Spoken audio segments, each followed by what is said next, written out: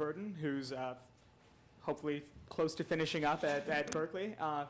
He's going to talk today about reduction and robustness via intermittent contact. He has a lot of experience working with real biological systems, and I hope he'll be able to talk a little bit about that today. Thanks very much, Ram, and thanks everybody for sticking around so late in the afternoon when it's so beautiful outside. I hope you'll get a chance. What's that? You have the wrong logo. Oh, do I? This isn't the... This is not the new one, you know? Oh. LA Times announced that they dropped it this morning. Oh, really? I like the vintage style, actually. They dropped the old one. So what I'm going to talk about are some what I consider pretty interesting and somewhat surprising theoretical results related to modeling intermittent contact, mostly in systems that locomote, both biological and robotic. So my motivation for talking about this specific topic is kind of summarized by this video of a robot that we have several of in our lab, and some other people might be pretty familiar with, this humanoid robot. And the idea is basically that if you're an agent in an environment, then in almost all cases, and almost everything other than very constrained human-centered environments, you're going to need to have intermittent contact both with your environment through walking, as well as objects that you might want to interact with through grasping and manipulation. So I think that this is fairly straightforward, that this is the generic mode of interaction with the environment, that we're actually intermittently in contact with it. I mean, as Stefano showed, you can get a tremendous amount of information just from observing and moving around, possibly on wheels. But as I think Rujna would argue, you can gain a lot more information in certain circumstances by actually going out and touching the world. So what I would argue is that if you want to make a parsimonious model of this interaction, then it's kind of naturally hybrid dynamical system, which I'm glad Umberto has already talked about, so I don't have to go into a lot of detail about it. But the one point I want to make about what I mean by a hybrid system, and specifically the kind of system that we get in this context, is that, or actually really quick, just so we're on the same page, what I mean by a hybrid system is something that has both continuous and discrete dynamics. And so if I start from an initial condition x0 in some domain d1, then I follow some ODE f1 until I collide with a certain subset of the state space called the guard, which are the g's here, at which point I instantaneously reset the state, possibly in a new domain. So that's kind of my cartoon of the general hybrid dynamics that we have. And what's interesting in the cases where we have an agent and an environment is that this system, even though I've only shown two domains here, possibly a different dimension, the system in general is very complex. So basically, every discrete mode is given by a different subset of, for instance, unilateral Lagrangian constraints describing the contact configuration of the system. And so in general, we expect a combinatorial number of discrete modes corresponding to activation of all of these independent constraints, all of which are, in general, again, going to have nonlinear dynamics on some complicated high-dimensional manifold.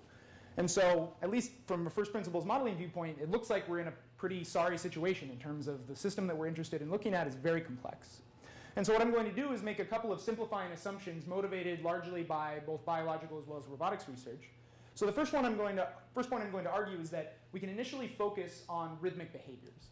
And this is kind of motivated by a lot of work that I've done with, for instance, Shai Revzin in the audience dealing with cockroach locomotion. So here's some data taken from cockroach. So what I've done here is measured the positions of the tips of the feet of the cockroach in the cockroach's body reference frame. And then what I'm plotting in the middle is just the 4-aft component of that position. And then in the final plot, what I do is renormalize time with respect to some intrinsic like phase or cyclic variable. So literally just taking from step to step, taking the amount of time that it takes to traverse that step, and then renormalizing time and replotting the data. And what I hope that final plot convinces you is that stride to stride, at least for a cockroach running on level terrain, there's actually a huge amount of periodic rhythmicity to the motion. It's not chaotic, and the animals are really using these very regular kinds of motion. And then specifically, if we're going to be able to focus on these types of motion, then we can represent these by periodic orbits in our hybrid dynamical system that I described on the previous slide.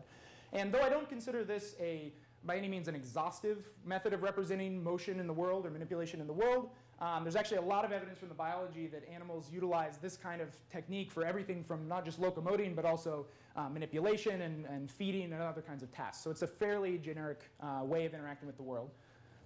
And then the second point I want to make is most of my examples and a lot of my discussion is I'm going to be saying locomotion and gait and talking about movement of animals.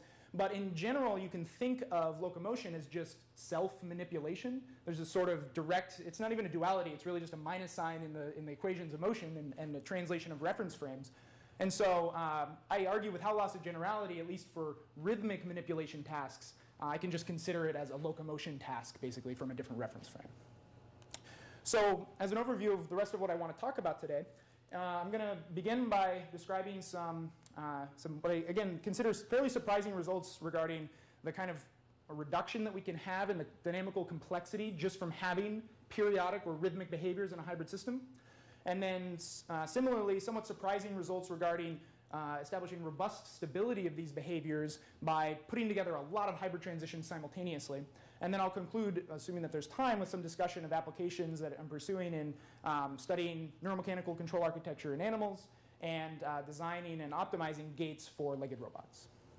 So to start off in this reduction section, I'd like to just, before I get into the formalism and all of the theorems, I'd like to have kind of a motivating example that clearly illustrates what we're gunning for. And this example is this vertical hopper. So what I have here is a mechanical system that has two masses that move vertically in a gravitational field. Between them, they have a spring and an actuator.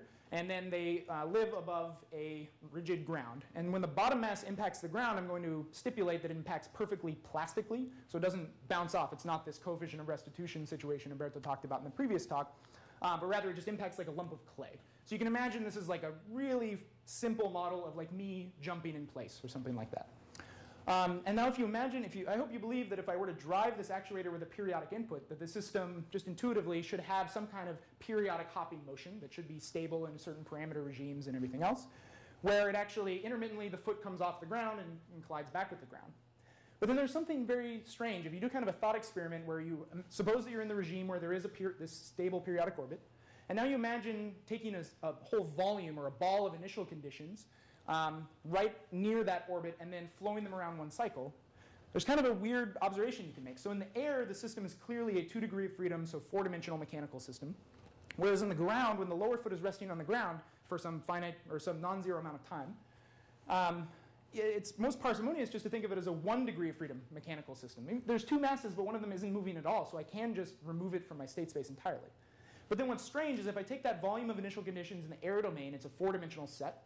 And as I flow it forward, when it passes through the ground domain, it gets flattened to a 2-dimensional set, which is a volume in that domain. But then, because of determinism of the dynamics and the control input, when I flow back into the air domain, now that initial 4-dimensional volume of initial conditions, when it goes back and intersects itself, has flattened. It's lost 2 dimensions, or 1 mechanical degree of freedom. So intuitively, it seems like there's something kind of funny happening here when I have a periodic input. And so it's exactly this type of reduction that I'm going to formalize and generalize to a broader class of hybrid systems with more interesting dynamics. And so to proceed, I need to kind of work up a little bit of formalism. So I'm going back to this diagram where I had the hybrid dynamics here, taking me between modes. And as I said before, specifically, we're going to be interested in rhythmic behaviors encoded as periodic orbits in the hybrid system. And so a periodic orbit, instead of a trajectory kind of looping back around and not intersecting itself, is going to be a trajectory that actually intersects itself. And I'll denote that by gamma. So basically, gamma, starting from any point on there, as it passes through guards, eventually it'll come back and wrap around on itself and then be there for all forward time. And just to make the picture a little bit more concrete, so you're supposed to imagine this top domain D1 as being like a 3-dimensional or maybe 4-dimensional volume. And then the bottom domain D2 as being a 2-dimensional sheet. So they're actually different dimensions, kind of reminiscent of the hopper, really.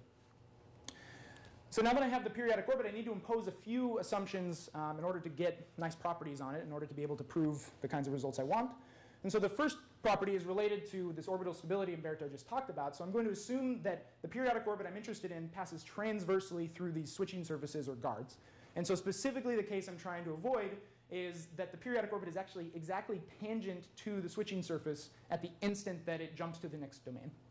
And this is pretty reasonable for modeling animal locomotion because a cockroach's foot sort of doesn't graze contact with the ground. It actually just slaps onto the ground, and if you started from nearby initial conditions, those would also just slap onto the ground and do the hybrid transition. An interesting kind of historical comment is that one of the initial efforts in the robotics community to build dynamic locomotors was these passive dynamic walkers of Tad McGeer, and his initial walker, one of his biggest problems were his feet actually scuffed the ground as they walked, and he had to design an extra mechanical mechanism to avoid that. It's kind of an interesting aside. The second assumption I'm going to impose is basically that you spend some amount of time, at least epsilon time, in every domain that you pass through, at least on the periodic orbit. And specifically what I'm excluding here is the possibility of having Zeno executions on my periodic orbit. And I will say that there are other people, for instance, Aaron Ames, that actually does study and has proven formally that there are periodic orbits or limit cycles in, for instance, models of bipeds where like the knees kind of, as Umberto showed in the previous presentation, ricochet and eventually lock. And so you can actually have periodic orbits that are Zeno and study those systems, but I'm going to exclude that from my analysis. And again, for the types of systems I'm interested in, the animals and the robots specifically that I'm interested in, the limbs, generally when they hit the substrate, they don't ricochet off the way that a mechanical stop might, but they actually just slap onto the ground and stick. So for my systems, I assume that this is OK. And it's really pretty integral for the results I'm going to present. And so with that in place, now what I can do is construct a very useful, fairly classical construction, originally from the ODE's area, which is the Poincare map. And just a quick show of hands, who's super duper comfortable and doesn't want to hear the definition of a Poincare map again? OK, so there's enough people who aren't super comfortable, so I can actually run through this really quick. So I'll do the construction in parallel for smooth as well as hybrid dynamical systems as kind of a refresher and to illustrate to kind of compare and contrast, because there are some properties that are shared, and then there's an important property that is not shared, and that's what I'm going to use actually to get the reduction result I'll present. And so the construction of the Poincare map, the basic idea, if you have a periodic orbit, is to basically summarize the cumulative effect of flowing around one cycle of the dynamics. And so the way the construction proceeds is I start by putting a surface sigma in my configuration space that intersects my orbit transversely at a single point c. So the important thing here is that the surface is not tangent where it intersects the orbit, but it actually cuts it basically in half. And then starting from any initial condition x0 on that surface, then I just follow my dynamics around one cycle until the trajectory intersects the surface sigma once again. And I define that to be the value of my Poincare map p at that initial condition x0. And so if you kind of have a mathematical bent, you might at this point be kind of wondering, if you're not familiar with this construction already, whether this even makes sense, whether this defines, as I've kind of implied by the notation, an actual function, or whether this function has any useful properties. And as it turns out, in both the classical smooth as well as the hybrid case, obviously due to different people, the results due to different people, this map is well-defined and smooth in a neighborhood of its fixed point c based on the assumptions that I already put on my previous slides. So that's partly why those assumptions are so necessary, is to make this construction possible. So now that I have this Poincare map p, now what I can look at is other properties it might have. So clearly in this case, both in the smooth and hybrid case, the properties are 100% shared. But there's an important property that's not shared between these two cases. And that's if I linearize the Poincare map and look at its rank at its fixed point. And so for classical systems, it's well known, and my favorite reference for this is Hirsch and Smale, that if I linearize the Poincare map, I take literally the Jacobian linearization, dp, and evaluate it c. And then that's just a matrix, so then I just look at its rank. That rank is going to be maximal, which in this case means one less than the dimension of the ambient space, because it's equal to the dimension of my surface sigma, which was codimension 1. It was just 1 lower than the dimension of the ambient space.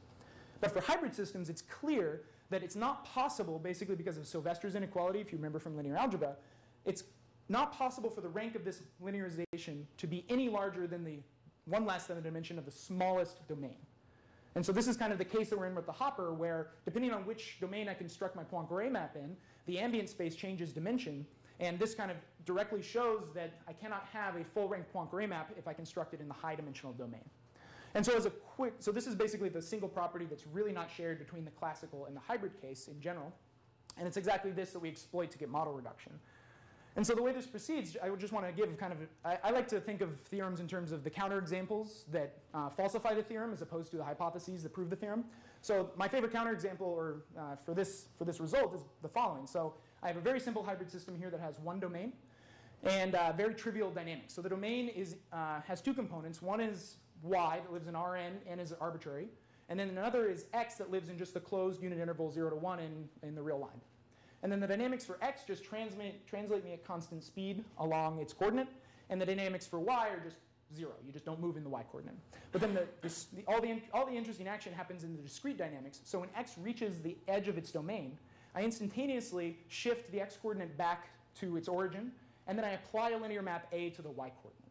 And then what's kind of immediately obvious here is that if A has an annoying property like it's nilpotent, for instance, so after a finite number of iterations or multiplications, it becomes the 0 matrix, then actually if I construct a Poincare map for this system, it's just the 0 map. It just takes me onto the y equals 0 coordinate in a finite amount of time. And sorry, Romeo, do you have a question? Oh, okay, sorry. And this is pretty striking because in a classical dynamical system, it is not possible, assuming that the vector field is kind of, I think, differentiable or Lipschitz continuous, something like that. It's not possible to collapse trajectories in a finite amount of time, but in a hybrid system, this is obviously possible. And so what I'm going to present now is a generalization of this intuition in this example to hybrid systems that have an arbitrary number of domains and much more interesting dynamics than happened here. And so the construction, without going into a lot of detail, because I kind of want to get to several other related results, but the basic idea is that I evaluate the rank of the Poincare map, and under some non-degeneracy condition on how the rank deficiency of the Poincare map works, what emerges is a low-dimensional hybrid system that's embedded in my original system, and that attracts all of the nearby trajectories that start near the periodic orbit in finite time. So a little bit more formally, if n is the minimum dimension of all of my domains, so that's the upper bound for the rank of the Poincare map, then if I analyze the rank of the iterated Poincare map, I compose the Poincare map with itself n times, and if that map happens to be constant rank with rank r near its fixed point, then I get that all trajectories that start near the periodic orbit contract to a collection of r plus 1 dimensional, you get an extra dimension by flowing forward in time, submanifolds of the original hybrid system in finite time. So that's really the striking aspect. Can you explain again how you get the reduction? So What is the reduction mechanism? yeah, so the reduction mechanism is really the rank deficiency in the Poincare map. So again, this cannot happen for a classical system without using some timescale separation argument or something like that. But for hybrid systems, it's possible in finite time for this Poincare map to have rank deficiency. And basically, what it does is it turns into, after you iterate it a few times, a projection in some coordinates, as opposed to being just a deformation in some coordinates. And really all of the action, I mean, this is slightly sneaky, and I'm going to show in the next couple of slides a somewhat generalization of this, because this condition that I imposed on the Poincare map to get this really wonderful conclusion is geometrically very rigid. So if I have a general map P from Rn to Rm, and it's not maximal rank, even if it happens to be constant rank over some area or some neighborhood, if I perturb that map, so literally if I take any smooth map that's in the either the weak or the strong topology in a neighborhood, an epsilon neighborhood of that map, in general I would expect it to become maximal rank. So rank deficiency is generally a very fragile property. So what I'm going to show in the next couple of slides is kind of a counterexample and then a generalization to this theorem where I account for that a little bit. But it's really this condition, though it seems fairly benign, it's just a few words long, is actually very rigid, very strong. And that's what leads to the reduction. You said you are talking about rank. That assumes that it's a matrix. That assumes that it's a linear. So where rank comes from in the kind of smooth manifolds context, I didn't go through all of the notation, but what I mean is I have a smooth map P, and smooth map between smooth manifolds, so I can compute its linearization at every point. Yeah, and that's what this dP is supposed to be. It's supposed to be the Jacobian linearization. And now what I have is a matrix-valued function that takes points on my manifold and gives me a matrix. So I compute the rank as a function of the point where I'm at.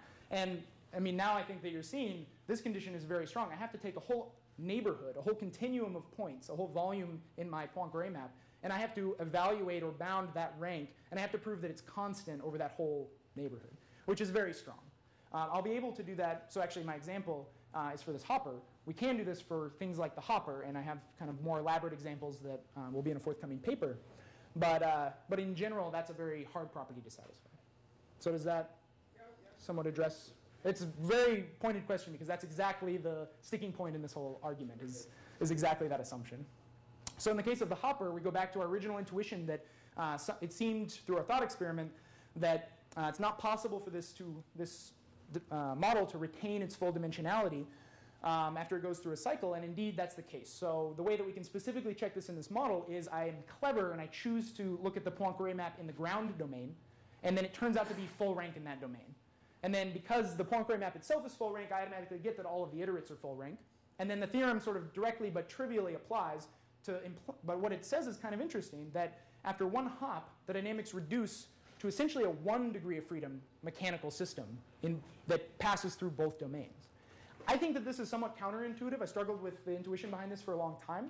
But I have an interpretation that I kind of like for this right now, because it's not true that after I apply the theorem, I could just go back and erase the lower mass from the model. Because obviously when the system's in the error domain, the lower mass's dynamics still play a role in the overall system dynamics. Well, to me, my intuition now is what happens is that after one hop or one cycle, a new unilateral Lagrangian constraint appears that effectively reduces the number of mechanical degrees of freedom if I pass to the generalized coordinates in the error domain. So this is, to me, somewhat analogous, though, I mean, it's in a hybrid context, to the fact that if I want to write the dynamics for just a rigid pendulum, then I could be clever and I could write them with respect to the theta coordinate, which is the true intrinsic generalized coordinate. Or I could, if I thought it was easier, write the dynamics with respect to the ambient coordinates, x and y, and then impose a unilateral constraint, x squared plus y squared is constant. And those formulations of the dynamics are equivalent. In one case, I have a 2-degree of freedom system with one unilateral constraint. In the other case, I just have a 1-degree of freedom system with no constraints. So that's my interpretation of this. I'd be very happy to discuss whether this interpretation is at all accurate or at all meaningful, but that's the best that I've been able to come up with. But it sort of falls out of the way that I set up the model. So now what I want to do over the next few slides is, sorry, I forgot how long I have. 15. Till 3:15? Till 3:05. Till 3:05. OK, so I just have a little bit longer. OK, so I want to, again, just show the counterexample that proves the theorem. And then I'm going to skip over the rest of the details and jump to the next section, which I think is more interesting. So the counterexample is the following, to show that, in general, I don't expect maps to have constant rank. So I have a map that from the plane to itself, P, that basically takes all initial conditions and then maps them to this parabola shown in black. But then what's interesting about this map, through the expression that's given there, what's interesting about this map is if I iterate it, then I only get the positive or non-negative portion of the parabola. And so after I iterate this thing, I don't even have like a smooth manifold anymore, or I have a smooth manifold with a corner in this case, or a boundary. It's kind of complicated. And actually, if I look at the linearization, it is telling me something. So I linearize just the map, and it's uniformly rank 1 everywhere in the plane. But then if I iterate the map and then linearize, I get a discontinuity in the rank. So 0 is a fixed point for this map. And if I linearize at 0, I get rank 0. But if I linearize anywhere nearby, I get rank 1. So this shows that in general, I don't expect maps to be constant rank. But what's interesting in this case is I get a nice strong property about the stability of the origin, even though I don't have a nice property about the reduction of the system, which is that in some sense P contracts arbitrarily rapidly in the following, or super exponentially is I guess the way I should have put it, in the sense that if you give me an epsilon, a rate of contraction that you want, I can find a neighborhood and a norm, but all norms in Rn are equivalent, so I could always just choose whatever norm you wanted. But it's convenient to find the particular norm that means that if I'm in that delta neighborhood, then my map contracts exactly at rate epsilon. So this is kind of nice. And then if I look back at the original picture that I had of the hybrid system, then I can get a weaker conclusion, but that requires weaker hypotheses. So here, if I linearize the Poincare map, and now I don't have to evaluate a neighborhood. I only evaluate at a single point, which is the fixed point of the map. If that linearization of the iterated map has rank R, and I have to get one extra condition that I'm actually looking at an exponentially stable limit cycles, or exponentially stable fixed point of the Poincare map, which corresponds to exponentially stable limit cycle in the full system. So I need to impose that all of the eigenvalues of the linearization are inside the unit disk. That's that second piece.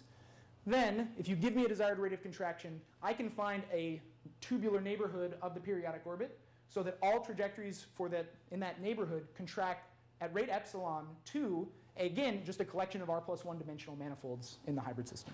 So this is kind of the generalization of that. I have an application of the hopper, but I'm just going to skip that in interest of time because I do want to talk about these results on robustness. But I'd be happy to talk afterward about it. So returning to this picture of the cockroach data that I had at the beginning of my talk, there's one more feature that's very striking here, which is that, so kind of intuitively you can see that, or I should just tell you actually, that the transition from the cockroach leg being in the air to the ground correlate very highly with the sign changes in the velocity of the leg. So basically at the maxima and minima of these position traces correspond to touchdown and liftoff events respectively for the cockroach limbs, with very kind of correlated very highly. And then especially when I rewrite the time with respect to percent progress through the gate, then I see a very interesting trend, which is that it looks like the limbs are touching down at almost exactly the same time on average. I mean, these things are driven by a lot of noise. There's a lot of kind of uncertainty and randomness. But in general, what we see for a lot of animal gates is limbs touching down almost exactly at the same time. And if I think about what this looks like in the original hybrid system that I described at the beginning, this big combinatorial object with a lot of independent unilateral constraints, this is somewhat surprising in the sense that in order to have 3 limbs touch down at the same time, if they all have independent Lagrangian constraints, I need to hit a codimension 3 submanifold every single step, every single stride, which is pretty striking. I mean, all of these guard transitions are measure 0, but this is like really measure 0. This is like very small little set that I have to hit with high precision every cycle. And so it's surprising, this kind of motivation originally came from what used to be my biology collaborator, now is kind of my biology robotics control theory collaborator, Shai, said, you know, the animals have to do this for a reason. This can't just be random. We have to find some reason that this is true, and we suspect that it probably makes the gate very stable for some reason. And this is, we have some results that I'm going to present in that direction that suggest that that is in fact the case.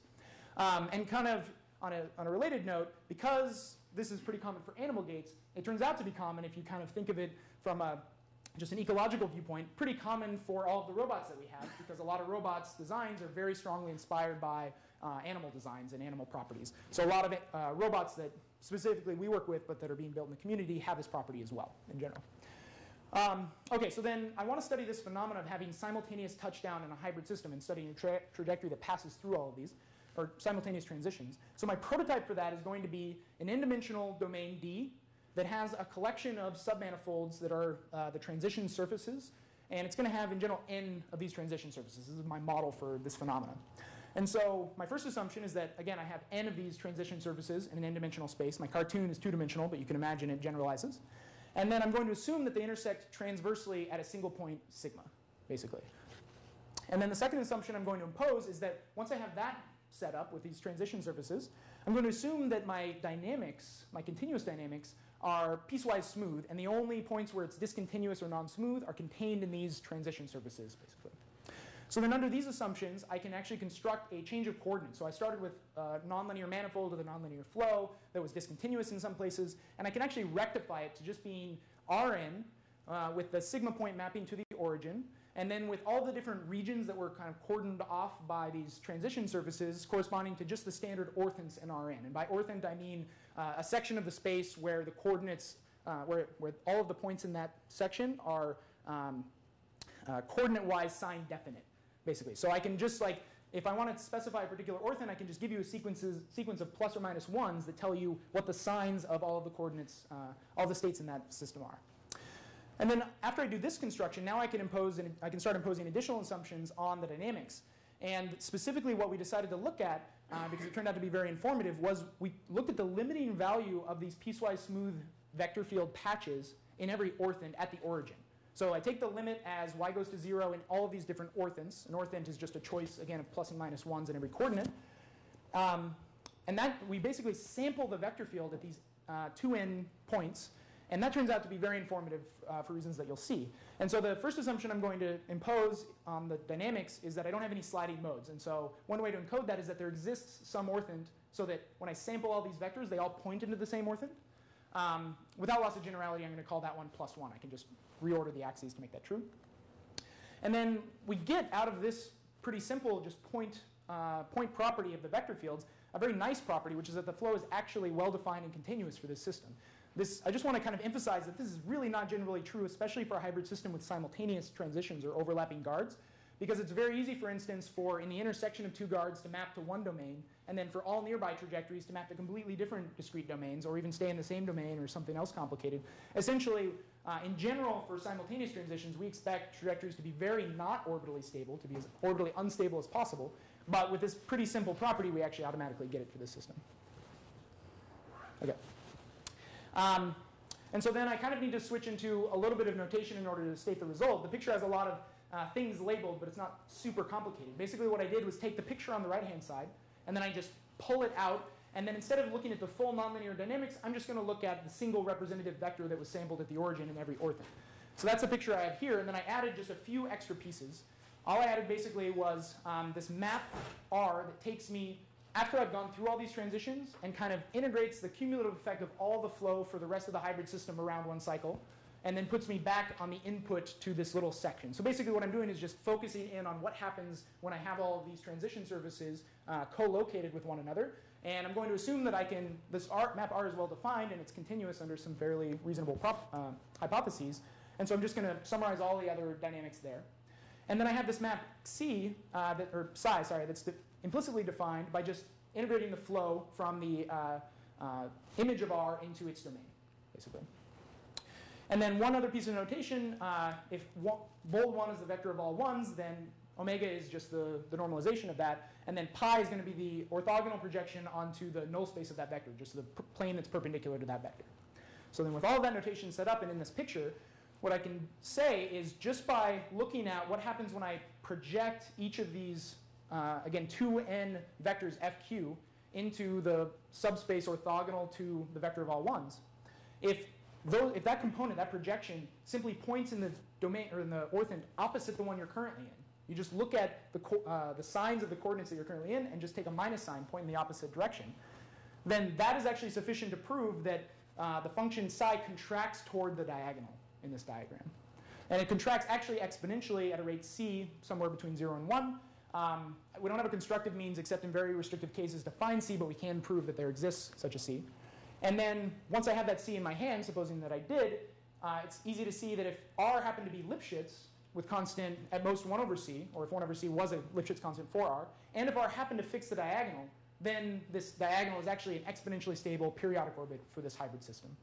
And I would just want to emphasize that this property I have to satisfy, that the sampled vector field, when I project it into the kernel, points in the opposite orthant, that's a fairly sloppy kind of property. There are lots of nearby vector fields that would still satisfy that property. I can accommodate basically parameter error or kind of modeling errors in the dynamics in each of these orthants, basically. I could also accommodate the switching surfaces moving and things like that. Those are the kinds of results we're currently pursuing.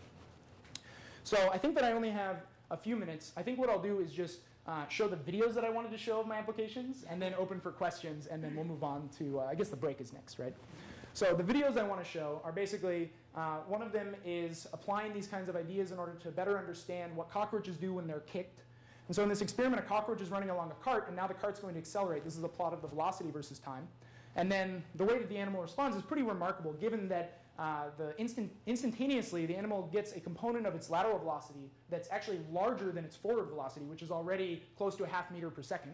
And it's able to recover just within a few strides. Why do we call this intermittent contact? So yeah, my thought about this was I didn't want to, I mean, I'm focusing on these rhythmic behaviors, where if you're a rhythmically locomoting thing, then you'll have one periodic trajectory. But it's not that I can only handle the periodic trajectory. I'm getting properties about neighborhoods of that. Right. So it's not perfectly periodic, it's intermittent. That was my reason for choosing that. But the original motivation was contact, period. But what you are saying is that the theory covers sort of the epsilon ball of errors or whatever you want to call them. Right. Not complete contact, I see. Yeah, exactly. So rather than just, for instance, to distinguish it from the idea of like, what is the best grasp, or what is the most stable posture, like static posture, to have the idea that I'm going to be, intermittently activating and removing these constraints or these contacts, and then I want to deal with it. Yeah, is that? Yeah. That's okay. And then the final example that I have is basically, just to be able to show kind of the fun video, is trying to design gates for a dynamic multi-legged robot. For instance, this is the Rex robot, and this is a video of a controller that I'm implementing actually running on it. And the idea here being, as you can see actually in the video, the undergrads that I work with were kind enough to make this for me. For a general gate, the limbs, even though this isn't perfectly periodic and it needs a lot of tuning, the limbs are actually almost touching down at the same time. So this formalism, this way of thinking about it actually is very relevant. And basically we're using these kind of strong stability and robustness properties that we have in order to actually design controllers for the system that we think will have better properties than ones that have been made before. That's basically the idea. I want to make one remark for sake of whoever is here and is frustrated that they don't get instant results. Kodicek was telling me this is a result of 12 years of investigation. Honestly, so you guys don't be upset if you don't get every year, a big result. That's true. So thank you so much for your time. I'd be happy to take questions.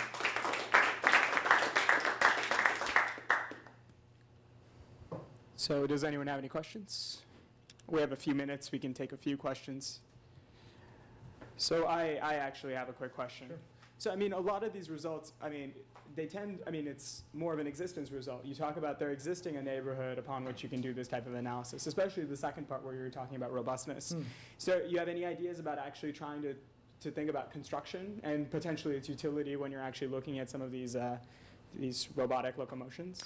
Yeah, I think that's a great question, because you're exactly right. I mean, a lot of the arguments, and especially the proof techniques, are, I have a continuous function, therefore there exists a neighborhood, and I have a smooth function, therefore there exists a derivative, and it's bounded in these following ways.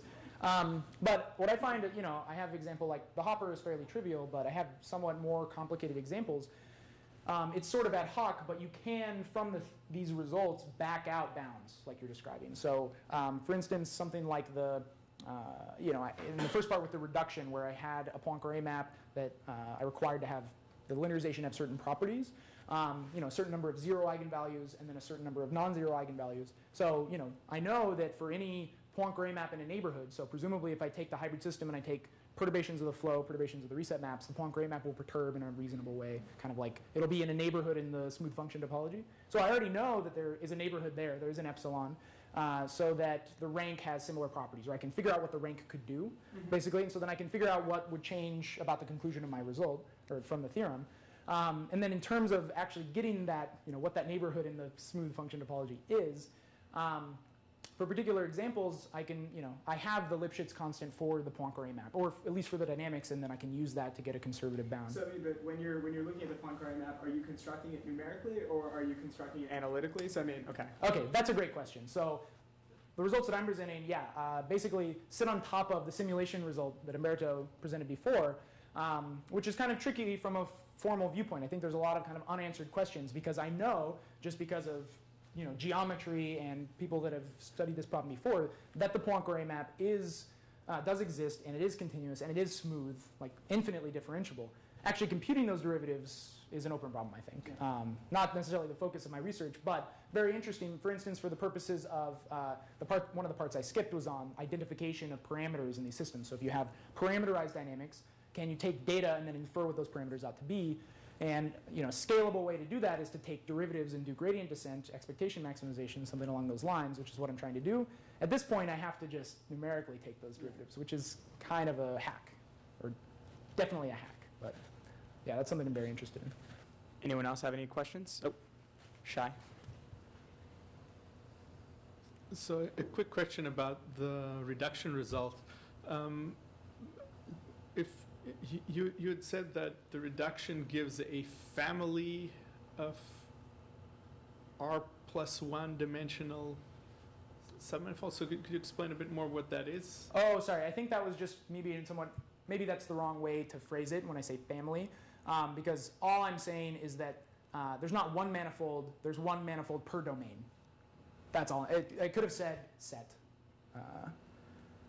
Yeah, or I say collection. Yeah, I could have said set, basically. Yeah, there's nothing more interesting than that. It's not that they kind of foliate or stack, or that there's a continuum of these. No, there's like one set that arises. Okay, let's stop here. Great. Thank you so much.